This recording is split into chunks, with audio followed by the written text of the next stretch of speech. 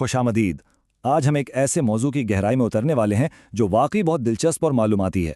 हम बात करेंगे ऑस्टियोमाइलाइटिस यानी हड्डियों के इन्फेक्शन की, और देखेंगे कि कैसे जदीद लेबोरेटरी तशखीस और टारगेटेड होम्योपैथिक नोसोड्स मिलकर हड्डियों के शदीद तरीन इन्फेक्शंस के इलाज में एक ज़बरदस्त पुल का काम करते हैं। ये एक कमाल का इम्तिजाज है। तो चलिए सीधा मौजू पर आते हैं। हमारे आज के इस सफ़र का रोड मैप कुछ यूं होगा। हम सबसे पहले बीमारी को डिफाइन करेंगे, फिर पैथोजेंस के दाखिले के रास्ते देखेंगे, इसके बाद बीमारी के मुख्तलिफ मराहिल, फिर क्लिनिकल तशखीस की अहमियत और आखिर में होम्योपैथिक प्रोटोकॉल्स पर बात करेंगे।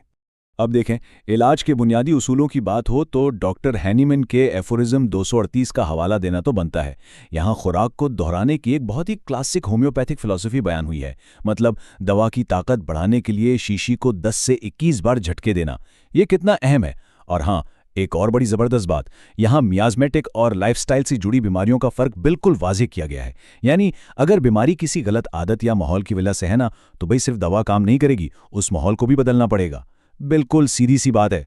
तो फिर पहले हिस्से से शुरुआत करते हैं और इस बुनियादी जिस्मानी मसले को समझते हैं जो दरअसल इस सारी बीमारी की जड़ है।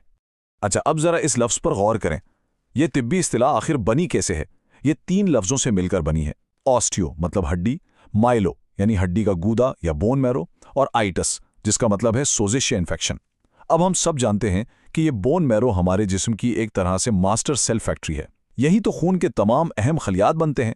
तो सोचें ज़रा, जब इस मेन फैक्ट्री के अंदर ही इन्फेक्शन फैल जाए तो ये सिर्फ किसी एक हड्डी का मसला थोड़ी रहता है। ये तो पूरे जिस्मानी ढांचे की एक इंतहाई खतरनाक नाकामी बन जाता है। आगे बढ़ते हैं अपने दूसरे हिस्से की तरफ। अब हम उन मखसूस दुश्मनों की निशानदेही करेंगे जो हमारे जिस्म के हिफाजती हिसार को तोड़कर सीधा अंदर घुसाते हैं। ये बात वाकई हैरानकुन है कि हड्डियों के असल मुजरिम आखिर हैं कौन। इस लिस्ट में सबसे ऊपर जो नाम आता है ना, वो है स्टैफिलोकोकस ऑरियस, और माहिरीन का मानना है कि तकरीबन 90% केसेस में यही बैक्टीरिया असल वजह होता है। 90%। इसके अलावा स्ट्रेप्टोकोकस, सैल्मोनेला और माइकोबैक्टीरियम ट्यूबरकुलोसिस यानी हड्डियों की टीबी भी इसी कैटेगरी में आते हैं। और एक और नाम, सूडोमोनास। ये तो इंतहाई खतरनाक है क्योंकि ये अक्सर कान की हड्डियों की बिल्कुल गहराई तक जाकर उन्हें तबाह बर्बाद कर देता है। अब इस खतरे को जरा इस तरह समझें। हमारी जिल्द बिल्कुल एक मजबूत किले की तरह है ना? जब तक ये किला सलामत है, जिस्म अंदर से बिल्कुल महफूज है। लेकिन जैसे ही किसी चोट या जख्म से इस किले की दीवार में शगाफ पड़ता है तो क्या होता है? अंदर की ईंटें यानी हमारी हड्डियां, वो बैरूनी दुश्मनों के लिए बिल्कुल बेनकाब हो जाती हैं। वो सीधा हड्डियों पर हमलावर होते हैं। तो सवाल यह है कि ये पैथोजन अंदर पहुंचते कैसे हैं? इनके पास 3 मेन रास्ते होते हैं।